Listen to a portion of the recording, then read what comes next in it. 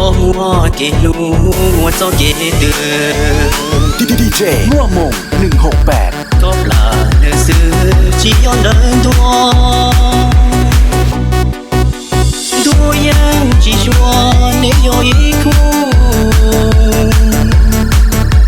gió mùa kề lu chỉ có lu na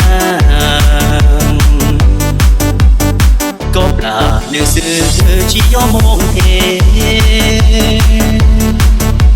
lũ nắng tồn đê chuyện chùa đê đê gió mùa kia lũ giết gió hậu kia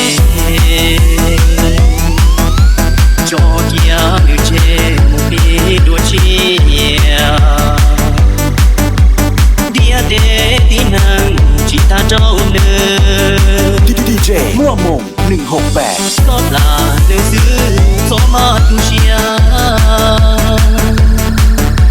chúa tu lũ tia chừng nhỏ to co nữ nhân chỉ do tu sao trâu co dòng trời gió mong tia gió hậu kia múa kia nữ chỉ hậu con lũ na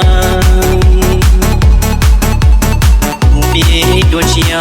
đón nữ chỉ xa 1, 2, 3, let's go!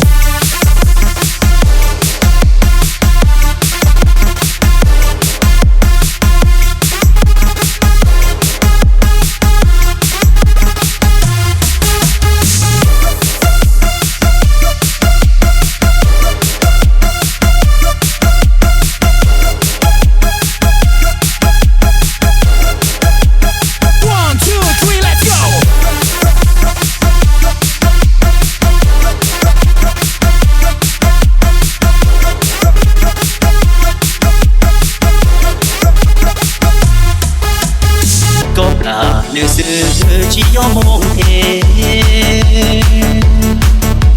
lũ nắng tồn đê chuyện chùa đê đê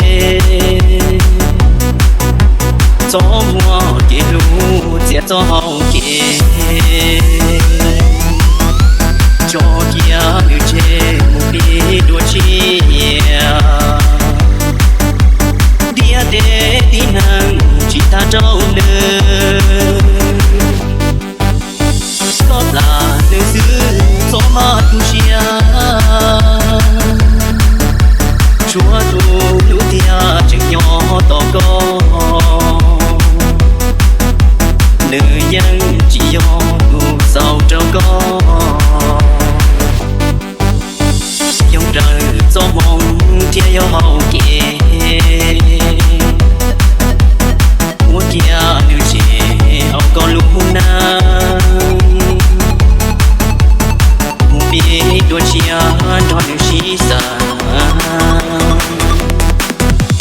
1, 2, 3, let's go!